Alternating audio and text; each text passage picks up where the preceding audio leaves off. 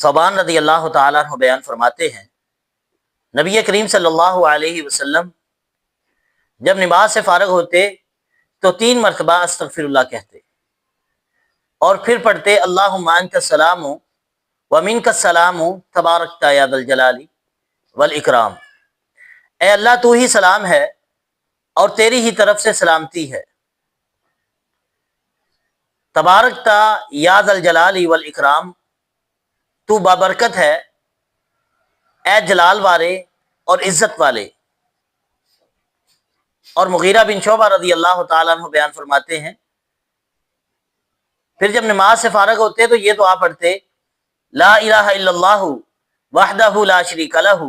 لہ الملک و لہ الحمد وہو علی کل شیء قدیر،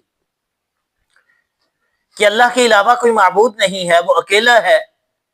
اس کا کوئی شریک نہیں ہے، تمام تر بادشاہت اسی کی ہے، تمام تر تعریفات اسی کی ہیں اور وہ ہر چیز پر قادر ہے۔ اور پھر یہ پڑھتے اللہم لا مانع لما اعطیت ولا معطی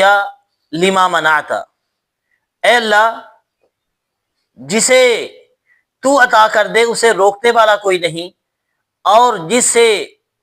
تو چھین لے اسے عطا کرنے والا کوئی نہیں۔ ولا ينفع ذا الجد منک الجد، کسی مال و دولت والے کی، عہدے والے کی،